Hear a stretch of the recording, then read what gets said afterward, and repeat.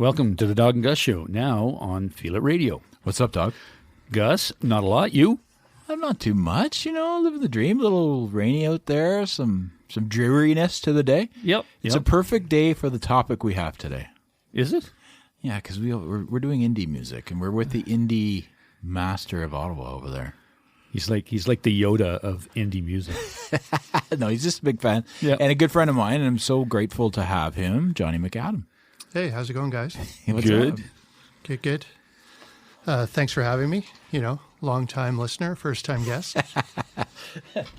Well, we are happy to have you. Indie music is something I've wanted to talk about for a while, so it's kind of a good to have somebody that I'm comfortable with talking about music with, because we should hit them up with that Prince story later, right? Yeah, for sure. That's a devastating one for us. Devastating That you actually came back from it, guys. I'm amazed. Yeah, we did. Yeah, it took a few years, but thank goodness. Well, we didn't really have a choice either. Yeah, he kicked the bucket.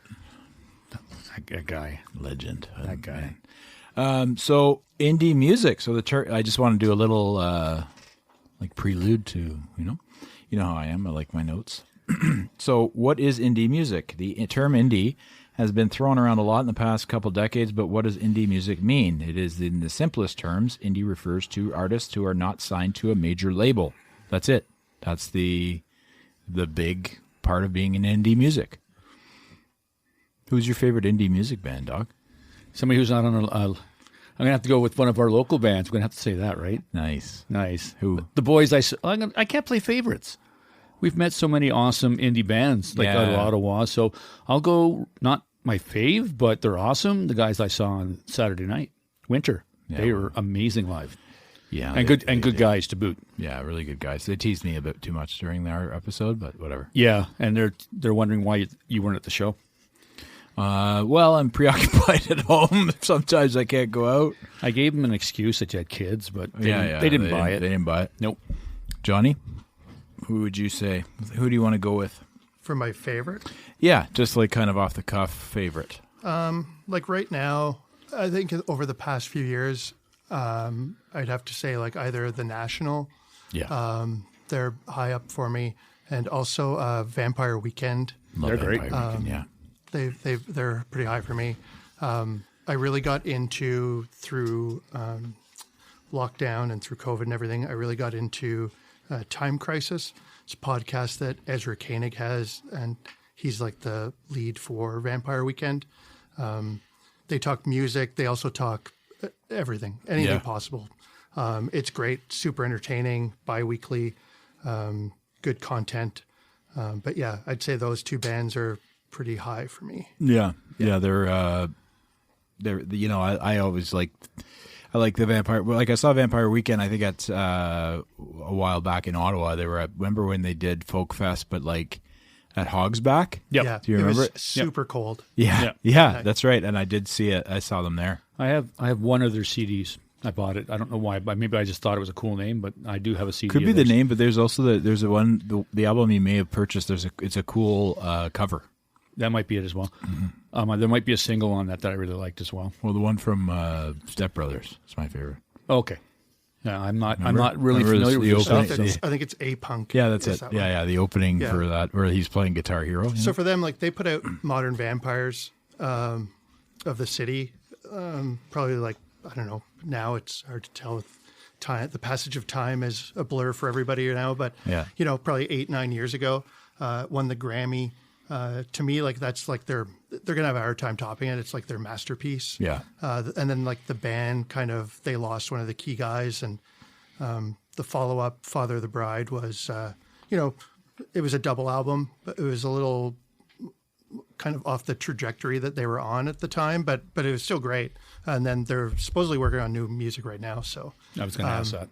That's that's something I expect in this year is for them to have a new album come out, which would be fantastic. Yeah, I love them. And then maybe they'll tour with it too, because you were just speaking about hopefully there'll be a lot of good bands touring this spring and summer for us to go see.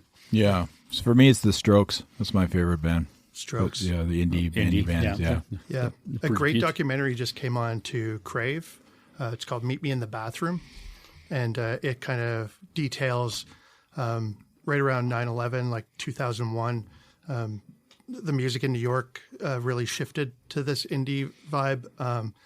These bands moved to Brooklyn because the real estate was super cheap or like neglected, so it was like cheap rental space.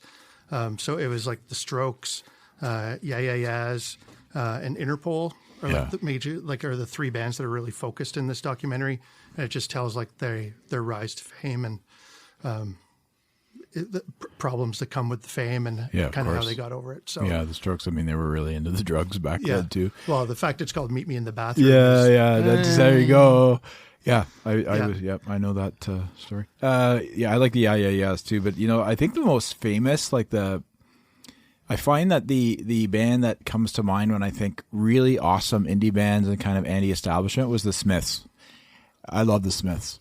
I don't know. I know that Morrissey's a pain in the ass, but the band itself is really good. To me, I find like in the States at that time there was REM.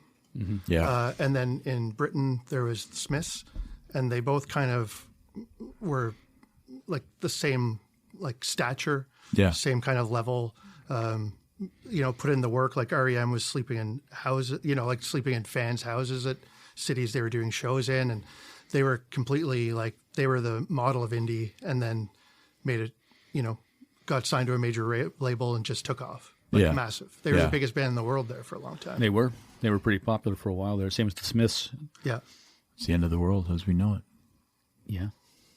Yeah, and then the Smiths too, like, Johnny Marr, the guitarist, like, super famous riffs. And now he works with Modest Mouse, like another big, like, indie band. I didn't know that, but I love Modest Mouse. Yeah. That makes sense that I love them if I like the Smiths. And sadly, their drummer just passed away. I was going to say, I heard something about Modest Mouse. Yeah. Yeah. That's too bad. Now, are we talking like indie bands that went, that got commercial, or are we just going to? We can do whatever you like. Okay. You go. I'm not the expert here today. This is my school. I'm learning.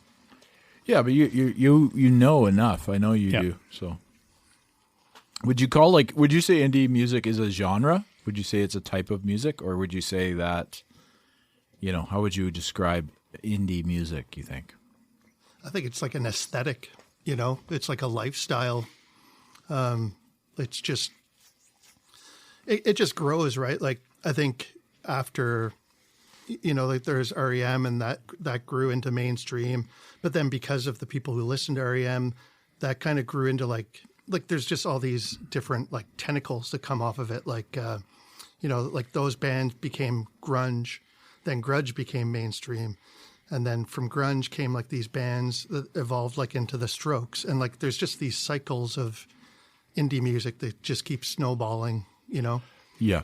Well, if you take any band and take a look at where they started and where they are now, you're going to have exactly what John was saying, is that they branch off, right? Like this guy went this way, this guy went and then this guy went straight up, and then they came back together here, and then you know what I mean?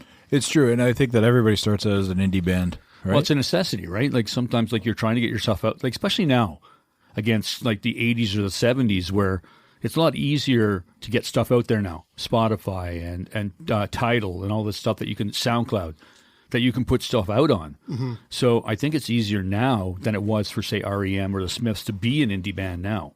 For sure. Like you think back to, you buying those first cassette tapes or CDs, whatever, and there wasn't the platforms to find all this music on. So the only way was you'd have to open up the book that came with the stuff or unfold the paper, and then you'd see in their liner notes like the thank yous to other bands. Yeah. And then you're like, oh, like who's Husker Du? And then it's like no, it's absolutely true. And then that's how you find out about other bands. Like that's the way I did it anyway. No, it makes sense. Yeah, and it's the same with me. I'd always read the liner notes or pull it out of the album jacket of an LP, and always look to say, well, who produced this and who played this and who did that. And it's really cool to see some of the stuff. It's like, oh, so and so from this band played on this, and this guy from you're absolutely right. And but now with Spotify, you just go, oh, so here we have the Smiths, and then bands you may like, and it's just amazing. You can go and you go on that band and bands you may like from them, and it's just like it just keeps,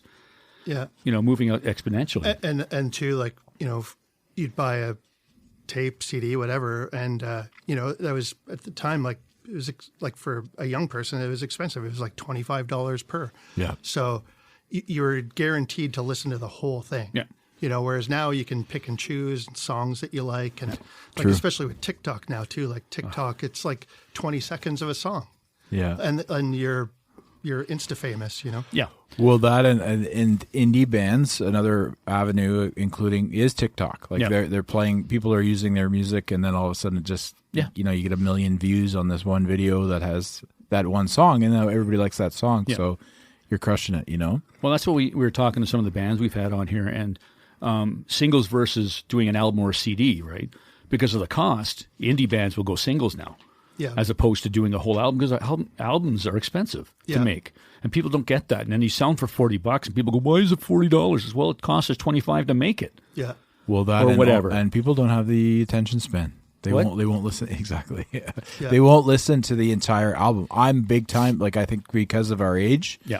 And you know, I used to love cassettes. Like that was my go-to back in the day because I rode my bike and I didn't want my Discman to Oh, okay. to skip while Makes I sense. was riding. Makes But it sense. was, you know, like you would look at the liner notes, like John said, and Yep. you'd be like, even had remember they'd have all of the actual Yep. words to the song. Like, Well, you know? it depends, because some of them didn't. Like depending on how much money they wanted to spend on their productions. Like I never bought a cassette. in your life. Nope. Wow. I always bought albums. Then when the CDs came out, I started buying CDs, but I never bought it. That's not completely true. I saw a live band once, and they were selling cassettes, and I bought that cassette at the show. But I've never gone into, say, like HMV or whatever, and bought a cassette. Yeah. The first tape I bought with my own money that I saved up was Beastie Boys' "License to Ill." Oh man. That's why you guys are friends. And I listened to it so much, like the paint or the ink from the tape was gone. Yeah. It was just like black. It was, Yeah. Yeah. Yeah, I think my first album was a Beastie Boys album also, but I think it was Paul's Boutique. Yeah. I think, but I could be wrong. Yeah, but I used to buy I buy blank tapes and make mix tapes, but I wouldn't buy store-bought tapes. My brother had like a huge. You remember like you could buy like a similar to my suitcase that I have with all of our stuff in it, but it's like an old suitcase that you'd have where you'd flip Yep. it open and there'd be Yep. tapes there. Oh yeah, yeah. Oh, So I yeah. remember my brother having like, you know, Yep. Dire Straits and Tom Petty Yeah, and like, all that you know, all stuff. the 80s stuff. Well, I had it all in LPs. Yeah, I'm sure. But it was different. You couldn't play LPs in your car. No, that's very true. But I would make mixtapes instead. Yeah. Yeah. And you know what? You remember? Do you remember when you were younger and you had like a stereo and you would like listen to the top 10 at 10 on like the Bear or something back in the day, And try and record them? and you'd record them all. You record the whole show and you'd listen to all those songs. Yeah. Yeah. I think you'd even stop like in between songs so you didn't hear them talk, and then you just have the top 10. Yeah. Yeah. That was people don't know how much of a chore that was. I think, but it was so fun to do. Like it was such an interesting, you know what I mean? Like you thought about it and you remembered that it was coming on at 10 o'clock, and it was, I don't know, it seemed like a simpler time because you're just sort of It was. enjoying the making of the music, No, and then it everything was a else. simpler time, and now it's And like even like the MTV Unplugged, they don't do that anymore, but Nope. they used to. Some of the best music was from that. Yeah. yeah. And some indie bands got onto the MTV Unplugged. yeah. Because Alice in Chains was an indie band. Were they? Yeah, they got signed to a bigger Of label course they later. did. But Well, like you said, most artists that start out are usually indie. Yeah. When they first start, like right? all the grunge guys, like they were all like Sub Pop was like the label Sonic they were Youth on. and- Yeah. And then and then like things just it gets to that like level where then people or counter it, you know, it's like I'm too cool to listen to, you know, like what's on the radio. That's Yeah. right. And like that's where the shift comes to, right? It's like you always go back to like something. It's like, well, I used to listen to them when they were, Yeah, when they were cool. yeah, yeah. We weren't sellouts. Like I think you might have had a lot of REM fans going, you guys sold out when you became Huge thing. That was a Yeah. huge you know thing. what I mean? Because like it's exactly what John said. It's like it's cool to listen to these bands because nobody knows who they are. That's right. But once they become famous, they're sellouts. It's like, well, guys, no, we're not. Come on. But what REM did too is at the time when everyone was making these huge grunge albums and like Guns N' Roses were putting out like Use Your Illusion and like massive guitar albums, REM turned around and put out Automatic for the People. Yeah. Like completely like low key, beautiful arrangements, like great lyrics, like just they put out like the anti music at the time. And like it was a smash. Yeah. Yeah, it's true. Because They were very brilliant with their music. Yeah, very- just they thought out everything. Well, they about were it, right? they're a thinking man's band, right? Like there's a lot of For bands sure. out there that they're like you said, the music is surreal. Their lyrics are just wow. Like Okay, you're not just listening to whatever somebody just wants to say something. These guys actually have something to say. But they remember John was saying how they slept on couches Yeah, and stuff. They yeah. did that for like 10 years. Yeah. They did that for a long time, and then they put out like a big album. And then what album was What's the Frequency, Kenneth? Monster. Yeah. I like that album actually. Yeah. That was a good one for me. See, and then I think when REM got big, and then people kind of rebelled against their popularity and went back to find other bands, and then that's when you kind of got like the rise of Pavement. I think like at that time, like they were pretty like they're like the godfathers of indie, like for like our generation, I think. Yeah, because they came out, and I have it right here, 1968 until 2010. They were an indie band forever for like 50, 40 years. Well, John kind of said that as well. It's a lifestyle too, right? That's right. And some guys don't want to leave that lifestyle. They don't, like I've heard and read about a lot of guys in bands who leave the bands because the bands become popular and they just can't deal with that, right? Yeah. They can't deal with the fame, so they just. Yeah, that's why it's called slacker rock sometimes too. Like you hear that because it's just that like meh, kind of like if it happens, it happens. Yeah. We're just going to play, and if people like us, they like us. Yeah, That's right. And that's not a bad mentality to have. Like it's a lot less stressful. Nah, I don't know. Well, I think so. I think you're not wrong. I just sort of think it's still stressful because you're still. I feel like, and I don't want to sound like the other side, but I feel like they're doing it on purpose for that reason, to be like, whatever, we're not, but some bands, not all, of course, but they're like sort of like looking for that. Yeah, we're the coolest indie band going. Yeah, I'm sure that happens. I'm just a skeptic. I'm skeptical. Well, that was a big thing with the Strokes when they first came on the scene, because they were seen as like being too perfect. Like a lot of people thought they were like an industry plant because they were so good looking. They were wearing they were so well dressed at the time for like kind of what they were doing. And they're like, for a first album, like they crushed it. Yeah. Like, Is This It is an incredible like debut album, and they absolutely crushed it. So that's when these rumors of like industry plant came out. And also like Julian Casablancas, the lead singer, like his dad is a head of a modeling agency or something too. So they just had ties to things, and it just seemed like they were super New York though, right? Like that was they were a New York band. Like, yeah. It doesn't hurt to have those connections too, right? No, not at all. Plus, I think that gives them that opportunity to be, like I was just saying, like to say we're indie and we don't give a fuck what you think, right? Mm-hmm. And I think that sort of comes through in some of their. I like their music. I love their stuff. Obviously, I said it, but it's like, I don't know, some of the best bands. Like I was just going through some more lists here. So Vampire Weekend, like you said, John, LCD Sound System, who you and I both love too. Mm-hmm.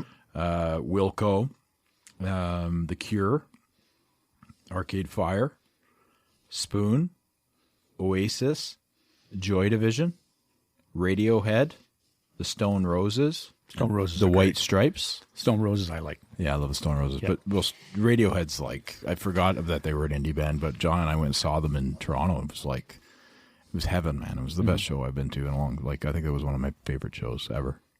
Yeah, it was great. I saw them at the Congress Center here. OK Computer had like just come out, so it was like in between the Bends and OK Computer, and it just come out at Congress Center, like 3,000 people maybe. Yeah, and unreal. like it was unbelievable. Yeah. They're so good. But again, that's the kind of the lyrics are kind of they're deep and mysterious, and some people like myself, I'm not a huge fan of that band. I really listen to them. Yeah, like, you know what I mean. So well, and they also have like the guy Johnny Greenwood. Yeah, like he's incredible. Like he's the great guitarist, and he does all the he sort of ties in the lead singer's voice. God, I keep forgetting his name, but you know what I mean. Like he sort of has that presence on the stage where he's actually producing everything that's going on while being on the stage with everybody else. Yeah. He's special, you know. But I can honestly say for myself, I'm more of a mainstream guy. Like I've recently, maybe my last 10 years, as I got older, I've kind of branched off into more stuff that people were listening to 20 years ago that was cool that I'm just finding now. Like you said, like Radiohead and like Weezer, I really like now when I didn't really care for them 10 years ago. Right. So. Yeah. So like Radiohead, I think is not for everybody anymore because they kind of got away from that crunchy guitar, like real, like aggressive kind of, like not aggressive, but like that rock sound. Mm-hmm. And now like, people, it's like too many blips and bleeps and stuff. But it's still like what they're putting out it's just high quality control, from the band. Like not many misfires for anything that they put out. Agreed. Yeah. Yeah. Yeah, it's they're just like I mean, I love that band. So I think whatever they would put out, I'd listen to. OK Computer at the time was like very forward thinking. I mean, it was very, very, very modern and very futuristic almost. What a great album. That's a good album. And for people who want like the old school Radiohead, they just came out, Tom York, Johnny Greenwood, and I can't think of his name now, but a drummer, the three of them, they have a side project called The Smile. And really? It's basically back to basics. Like it's like for the people who want, just, like that kind of song that Radiohead used to put out, like The Smile is for them. Okay, cool. It's I'll check that out. Yeah, great album. I didn't know that. The Smiles. Yeah. Hey, Dawg, want some hot sauce for your tacos? You brought your own hot sauce? Damn right. Have you tried Gringo's Sizzling Nirvana? It'll change your life. Nice. Are there other types of sauces? Absolutely. There's different hot sauces for different palates, incredible barbecue sauces, red pepper jam, and salsa. All of them use fresh ingredients, and it can be delivered to your door. Hey, how do we get some? Go to www.gringosblazingsauces.com and order some. Gringo's Blazing Sauces. Bring the fire to your food. Now, John, I'm going to ask, are you like myself, if I find a band that I like, do you go back and listen to the old stuff, or you just kind of go, I like this album, I'm not going to listen to what they did before, I'm just going to, no, deep dives all the time. Yeah. Kind of start from the beginning and see. Yeah. Because I kind of, like, there's some bands where I've like, that's a really good song, and then you kind of, and now it's so much easier than it used to be, where as opposed to having to run out and buy the album, I used to do that at Discus. I go when they had them on sale. Oh, Springsteen's all on sale. Here we go. I just spent $200. Yeah. And I bought his whole collection, or whomever I was looking for at that time. I used to do it all. I would walk in, man. Yeah, I've seen your apartment. Yeah. I walk in with like 20 albums after being at whatever Discus or whatever HMV or wherever I went that day. Well, I just remember because before we knew what was coming out, like new releases and such, you would go to the music store, and they would have posters, or they'd have coming soons, and like, you know what I mean, that you'd have new album coming, and you're stoked. That was about fun. It. Yeah, that was like the anticipation of waiting for a new release from a band that you really like. Like I can remember waiting for Pyromania to come out, like Def Leppard, and I was like, I think I fucking didn't sleep the night before because I wanted to get to the store to get this album. I was so excited. Speaking of which, people used to wait in line. Yeah. Like it was like, remember, like I've waited in line. Waited in line. I think I waited in line for the Chronic when it came out. Yeah. Yeah. Smoking weed while we were out there. That was fun, part of the fun. Oh, for sure. I remember when Vitalogy came out by Pearl Jam, I remember Shay played it like at midnight on a Friday night. And like the day it came out, and I remember a friend came over to my house, and like we stayed up till midnight just to hear it. So cool. Yeah. Yep. It's so amazing how music brings it. Like it's just, I love music. Well, and now it's like with doing this podcast and stuff, we're meeting a lot of like amazing artists. Like I've gone to see a few of them live, and it's so much more fun. Like the guys from Winter I saw the other night, and a couple of guys from SRC were there. Nice. And they're going to have a CD release party soon that we're going to... We're emceeing it. Yeah, we're going to be helping out with them. Nice. Yeah. But, I mean, great guys, and they just love... And it's fun to go and watch people who enjoy music now, and it's fun to watch. Well, the crazy eye-opening part of it for me was there's some amazing artists just in Ottawa. Yeah. You don't even... And speaking of indie music, I mean, we're in a town that everybody thinks is sleeping, but... there's some really phenomenal artists here. And, it's cool. I love indie music for the fact that we do have access to these, these smaller 3,000 to see Radiohead, going to a small venue like you went to on the weekend and saw the boys there from Winter who are big fans and friends of the show. Just getting back to you think about the Talking Heads. Is the Talking Heads, would that be I think they may have started out the same way. Well, I don't think they ever signed with a big label. I'm not sure. I'd have to check my albums, but I don't know. I'm not sure. Because he would have produced all his own music. Yeah. Big influence, though. He's still like relevant. He just put on like a Broadway show. He partners up with like artists all the time. Like, to be on their like albums and stuff like that. So yeah, they're one band though. Like, I know kind of like the hits. Yeah. But I've never like really sunk my teeth into like what the, like into full albums from them. I have a couple, but again, it's the 80s stuff, right? So it's the more of their popular stuff, not the, Yeah. you know what I mean? No, but also I think timing too for John and I, like, I mean, we're similar in age. So like, Yeah. We grew up when I was 11 or 12, that's when I started listening to 90s music. And then from there you kind of deep dive, like you just had more time. You were looking at their album, you were listening to it. You know what? It's funny, these, cell phones, how they are great, but you're spending 4 or 5 hours on them a day, and you're like, you used to spend that as a kid messing around with music or going Playing outside. Yeah, exactly. Yeah. Yeah, that kind of stuff. Yeah. What was the music playing like in your houses, like when you were growing up? Well, see, mine was very like it was country music. Johnny Cash, Waylon Jennings, Merle Haggard, Charlie Pride, and my mom loved Elvis, so we got that kind of. And then when Garth came around, my mom was a huge Garth fan. She loves Garth. Tina Turner. My mom would listen to Tina Turner all the time. Yep. And she loved CCR, and I'd listen to Fleetwood Mac would be on. Rumors would come on every Sunday. My stepdad Bob, who John has met, would get into the Budweisers, and then all of a sudden, you knew it was time to go outside because Rumors came on. Yeah. I'm getting the hell out of here. Rumors Getting out of Dodge. But it's different because, like, for the two of you, you guys are at least, what? in our 40s. Yeah, but you're at least 10 to 12 years younger than me. So it's kind of different, the music that you guys would listen to as opposed to I would. Country music was definitely on in my house, though. Like, my mom loved Elvis and met him, actually. And Your mom met Elvis? yeah. Yikes. That's huge. I know. You know who else she met was Cassius Clay before he was Muhammad Ali. No. In Edmonton, yeah. Crazy, right? My mom was a journalist back in the day, so she had met these, no photos, unfortunately. But my brother-in-law, Mike, who's in Toronto, married, and they're not married, but common law, they've been together forever in Toronto, and he's Danish. His mother was a journalist, and there's a photo of her with Elvis, and then his father has a photo with Marilyn Monroe. Cool. It's like really cool. Yeah, really that's cool. Crazy.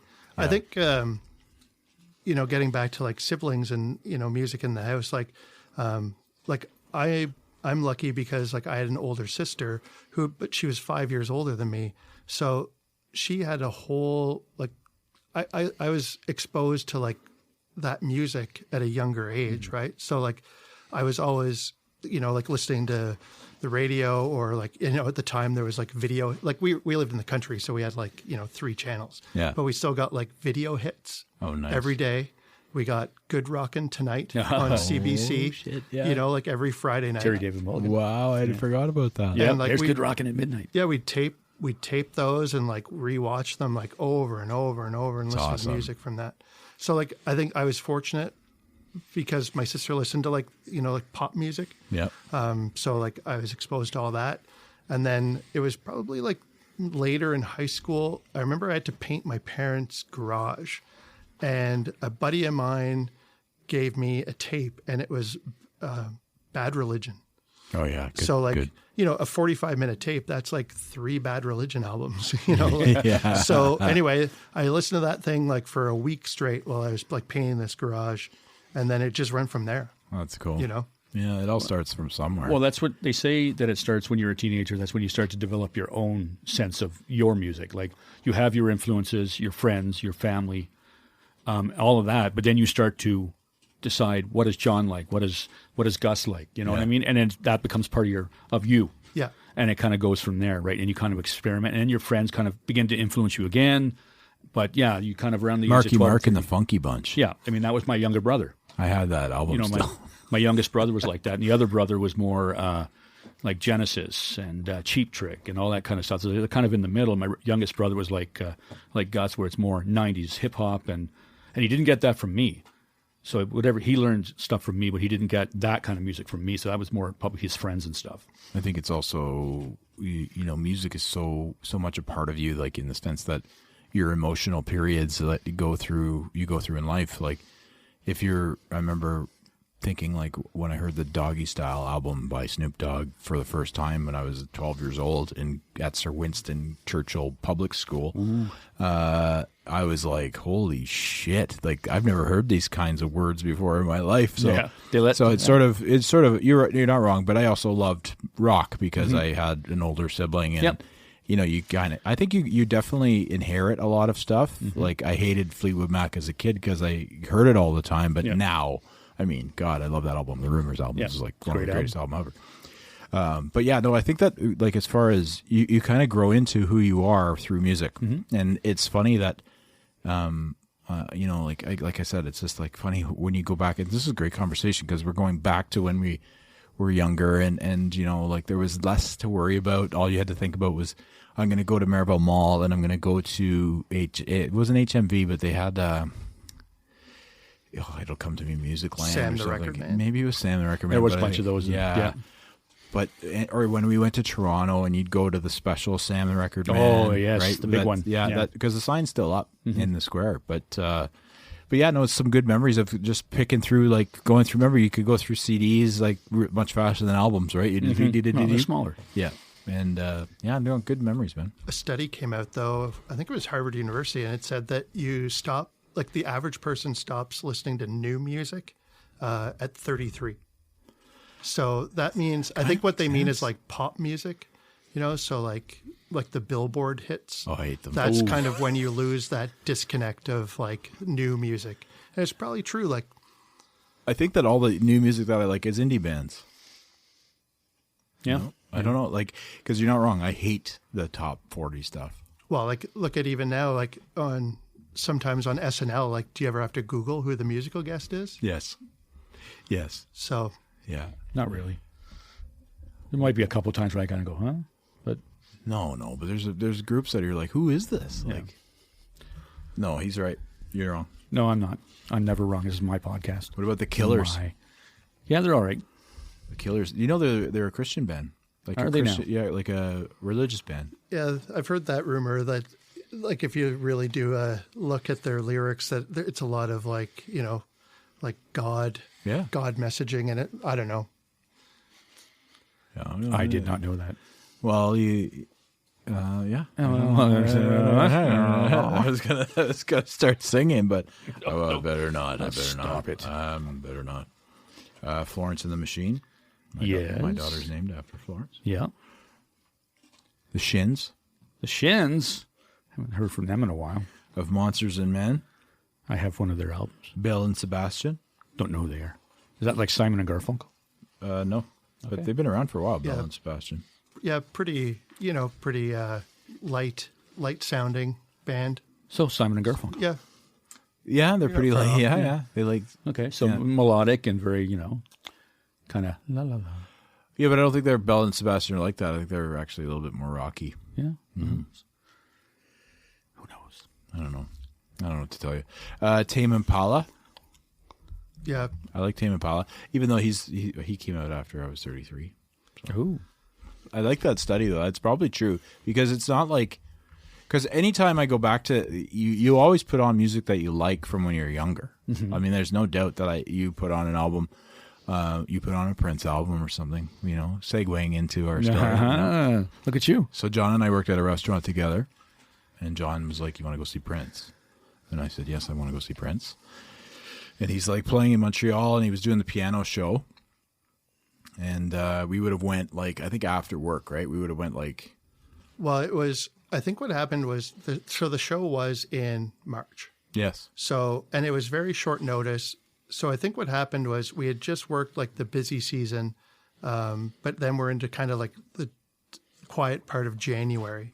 So, it's not as busy. The money's not coming in as much, but then the show gets announced and we're like, should we go? But then the tickets, you can correct me, but I'm pretty sure they were like $350 They're each, expensive. maybe $450 each. Yeah. Somewhere in that range. Whereas today, like, it's like, Yeah. that's not, that's not out of the realm of craziness for concert tickets. yeah, But back then, like, even though it's not that long ago, but it's before, all this, what do they call it? Like, not the surge pricing that Ticketmaster does, but anyway, premium or something. premium Yeah. tickets. So anyway, And so, we were humming and hawing, and then it was like, okay, let's just not go this time, and we'll just go next time. Yeah. And then a month later, he dies. Unbelievable. I did the same thing. But again, like for me, $350 is too much. Well, I would never. It was for us too. I would never pay that for anybody that I've ever seen. Yeah, it's tough because it was like a special thing. Yeah. He was him with just a piano. Yeah. Like it was, I mean, I'm sure it was amazing show, but I think someone went that I know. I'm pretty sure I know. Randy that ran the whiskey bar. Oh, yeah. Remember? Yeah, he went, and he said it was unbelievable. Well, I mean, I think that any of his shows would be unbelievable. Yeah, for sure. Regardless of what he's doing. I have a question to throw at you. Please. What do you think? Me or John? Both of you. Okay. Rick Rubin and his American Recordings record label. That's an indie label. So Johnny Cash is an indie performer because he got dropped by his label because they did that with a lot of the old country guys. They just couldn't find a label to produce their music anymore. Yeah. What's the question? That was it. It was more of a statement. Well, maybe it's, what do you think? Rick Rubin? Question mark. I think Rick Rubin certainly is like a legend in many aspects of the word because like he's like I think he's super, and John, you can go on this too, but I think he's super famous for just sitting back and just saying, no, do it. Like whatever you're thinking, just do it. Like just go, Yeah. Well, I mean, that's an indie mentality too, right? Because like most record labels, no, John, you're going to sing this, you're going to sing it like this, you're going to dress like this, you're going to do this, and this is what we're going to do for you. You're just going to do what we tell you to do. And Rubin's the complete opposite. John, what do you want to do? I think he's like a very minimal, like let's not think too much about this. Yeah. Let's not put in a lot of bells and whistles. Let's just strip it down and see what happens. Yeah. And things that have happened under him are pretty good. Yeah. I think he's got and it's different for each band or person that he works with, right? Oh, for sure. Like but he's also, like he's pretty chill, man. He's sitting there with no shoes on and like, I think they have his recording studio at his house. There's like an old bus that the Grateful Dead toured in. Like, he's a very interesting guy. Yeah, for sure. So I think that stems from, and when you hear him speak, I would listen to his Joe Rogan podcast, like when he was on Joe Rogan, and he's just eloquent and like really well spoken and calm and like very centered and loaded. I'm sure he's got lots of cash in the bank, but it's not. But you would know. Like I don't think he gives a shit about money, right? Yeah. No, and I think he's put out, like I'd have to Google it and look up, but I think he's put out his fair share of stinkers too. Oh yeah, I'm sure. Oh, for sure, I'm sure. Yeah, when you say like go ahead, and then the artist is like really crazy, they're really going off the cuff, Yeah, well, that's a chance you take sometimes too, right? But with any album that's ever been done. Yeah, but maybe if you stop worrying about quality control, you wouldn't have a band like Guns N' Roses putting out Chinese Democracy for 25 years. The spaghetti incident. Like, just throw it, just put it out. Yeah. Yeah, see if it sticks to the wall. That was terrible. That was terrible. Oh, and I love Guns N' Roses, but that was terrible. Well, I mean, we could talk about that forever too, like amazing bands that have put out crappy albums. There was a lot of blow going on then, too. No, like there was not. They were like, let's do this, The Black Keys. Oh, love the Black Keys. So do I. I was listening to them on the weekend. Lonely Boy comes on, you got to play it. Yeah. You got to listen to it loud, too. I do not like the Black Keys. No? Ouch. No, I just Never got into them? No, not for me. Yeah, fair enough. Yeah. Well, not for everybody. I just like Yeah, I like them as well, but I mean, it's all subjective. I can stay. Yeah, you can stay. Well, we got about, that's fine. You're good, man. Just I don't know. We're just happy to have Gus? somebody here. Well, that was a good week. We had a good time. So how would the two of you find new music? Like online? Yeah. Like Spotify and New stuff? releases on Spotify for sure. Or just people telling us, like, or for me, I like to, I've learned a lot of music or followed a lot of bands from friends saying, listen to this. Okay. And then, like you say, just, do I like it? That's okay. And then I'll go out and buy pretty much everything they've got. But yeah, it's just like we talked earlier with Spotify. It's so easy. You don't need to buy anymore. No, which is terrible. But I mean, again, you it's need to good stop. and terrible at the same time. Just play it on the old phone there, bud. Yeah, well, I like to support too, though. Plus, I like to have physical copies. Well, you're supporting. Yeah, I get what you're saying. I get what you're saying. I like the physical copy too. If I like them, like I have to like them a lot. Actually, here we've learned a lot of new music here because artists will come in that talk about bands, and we interviewed this guy named Raf, who's a cellist, and he's unbelievable, and he's like probably the smartest guy in music that I've ever listened to speak. But he would give us like this obscure stuff that you would never even think about, and then I listen to it. I love it. Yeah, I love it. It's like it's interesting, like classical music. Yeah, but a little bit, but also with a little bit of he'll also some metal stuff too, like Okay. but metal that is really well written and really kind of like not like, but like cellists and like he's in Leprous, which is a big Danish band. So yeah, and they're amazing. Finnish. I don't know. Yeah, they're amazing as well. So it was kind of fun to. But the other, like even like Rebecca Noel, having her on and talking to her, and then going to look at the other stuff that she's done, and then stuff like you say, Spotify, boom, and we got this person, and I kind of start to listen to that. I was like, oh my God, that's great, and then go to the next person. So I love Spotify for that reason, but not for other reasons. So it does have its purpose, but for me personally. I get your point too, because you like to support the band, and Spotify doesn't really support anybody. So they give them pennies on the seriously. But it does give them that exposure. Point, No, for sure. But I think that's the tool that you use it for. You don't overthink it too much. Like that's just a tool to get more people to follow you on Instagram, to go to your shop, to purchase your albums. And it's funny that you say that because you think I love Chris Stapleton and but then you look at his. I didn't know he was in the Steel Drivers, and I didn't know he had a band before he was on his own. Oh, he didn't just like appear one day. No, but I know, but he was a writer. Yep. Forever. Yeah. But what I'm saying is, like, it's funny that using these tools to figure out new music, but also having guests here who talk about artists, like you said, and rediscovering artists, because Rebecca Noel was talking about. Who we're going to see tomorrow, by the way. So we basically listened to Jamiroquai because she brought him up. And I actually went home and listened to a whole bunch of that night. Oh, and you forget how great he was. Yep. Yeah. Yep. I love Jamiroquai. And again, that's a lot of what we're doing now. Yeah. Franz Ferdinand? You like Franz Ferdinand? I do like them.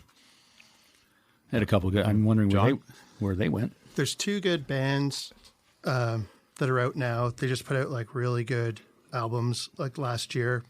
Unfortunately, one's probably not going to be around anymore because the lyricist, and he's the singer, lyricist, lead guitarist, he quit the band for mental health reasons. But they're called Black Country New Road. They're a British band. The album they put out last year is called No Ants From Up There. The theme of the album is about the Concorde. Oh.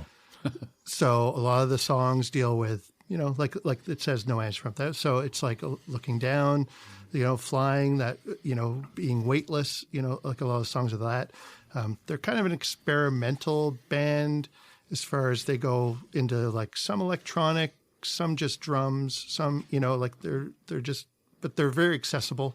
It's not hard to like them. But that's one recommendation that I would give is them. And the other one would be Wild Pink. They're a band from Brooklyn. They just put out an album. The album previous was like kind of their stepping stone album, and they were on the verge of kind of like breaking through. But then the lead singer and lyricist, he got cancer. Oh, shit. So this new album is about his journey with the disease, being at home, and just dealing with the disease. But it's just a beautiful album too. So those are two that you want to check out. I will. We will. Yeah. Always do. We will. We will. Yeah. It's not an I thing here, buddy. Well, personally, I will. Okay. And then that's the thing. Then I won't. And if you like them, then you just go down the rabbit hole of who they listen to. And yeah. It's like the radio, how you, again, going to Spotify, but you say you pull up that band, and then you look at their radio, and it shows a bunch of songs that you may. Well, that's just it. Spotify, and and even some of the groups now. We talked to a guy a couple weeks ago, and he had what am I listening to? What I'm listening to, and he went through his list. It's like, oh, this is cool, because there's some country bands, and there's some I recognized, and some I didn't. So of course, the ones you didn't, you have to go take a look. But it's also like Gus said too, like with TikTok too. Like I get snippets of songs, then I want to know who does this song, and I want to listen to it. Yeah. You know what I mean? So, and that's another form of where I get music from these days. Yeah. For me, what I do is I name I make a new playlist. I name it 2023, and then everything new that I hear, I put it in this playlist. Nice. And then that's a reminder for me to go back and like dig into these as I go along. So Smart. We had a big talk on that because at the end of the year, obviously Spotify gives you all this data or data, however you want to pronounce it, on what you listen to that year, what genres you listen to.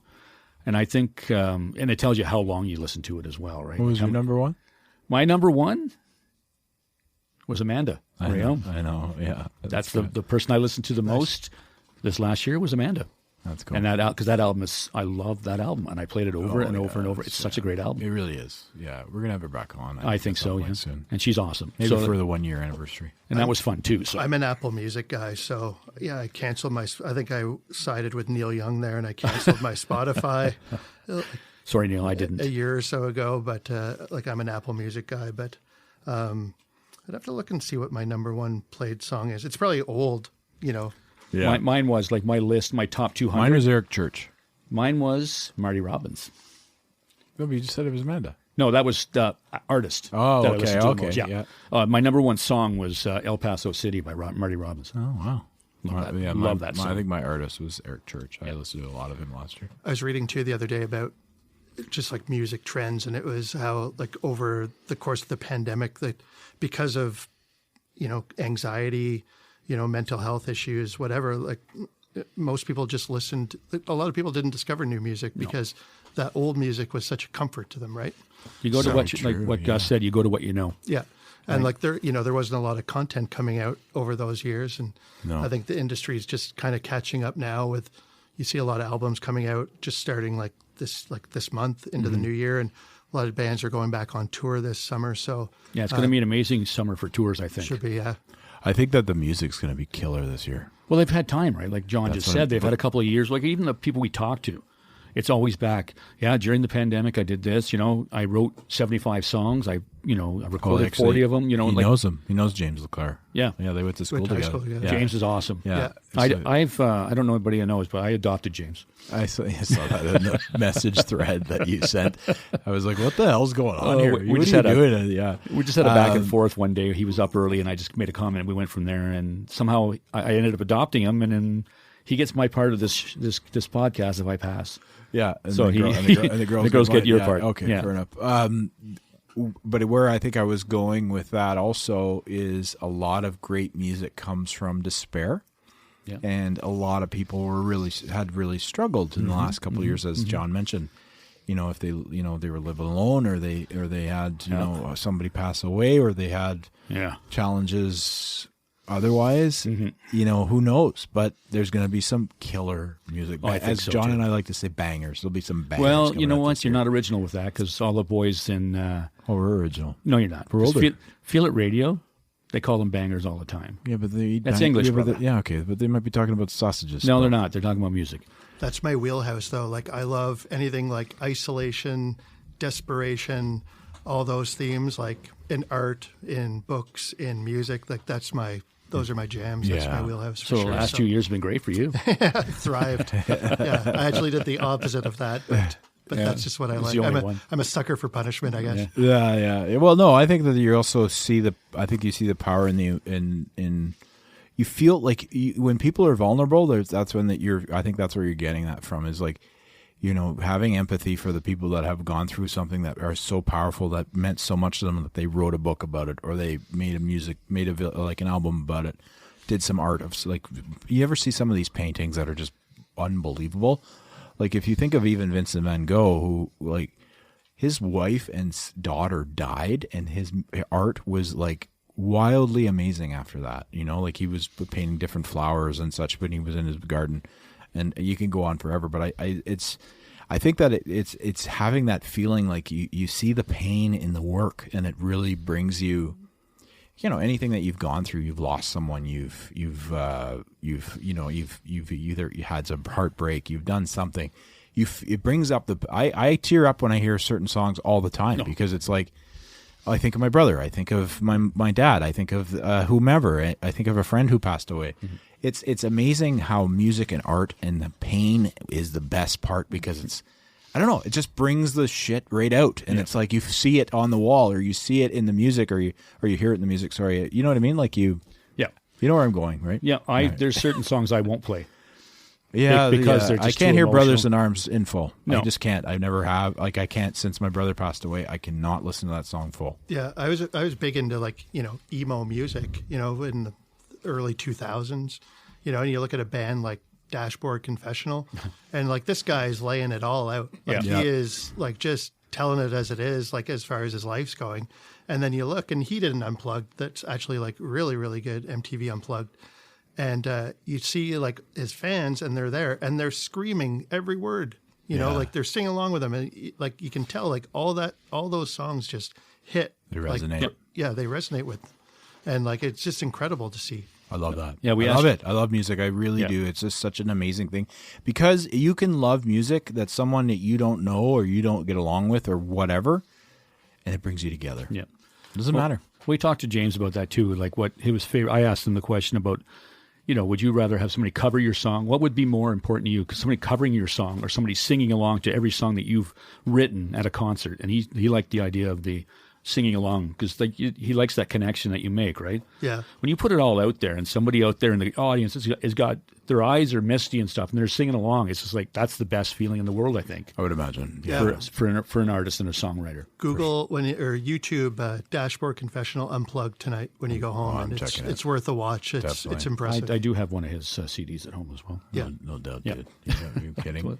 Sorry, kidding. You have like a studio apartment full of music. It's amazing. Yeah. Ask him the question. He's going to say 90s, so I'm not even bothering. No, ask him. He'll tell you why. 80s or 90s, John? Your go-to? I'd have to say 90s. Of course you did. Yeah. Why? I think I can hear that music, and I have memories of when I listen to that music. Don't get me wrong, like the 80s, like the music from the 80s is great. It's happy music, even though like a lot of songs are about sad things, but it's happy music. But the 90s, I can put myself in that place and time. Yeah. Yeah, that's probably the best. That's exactly well, I know.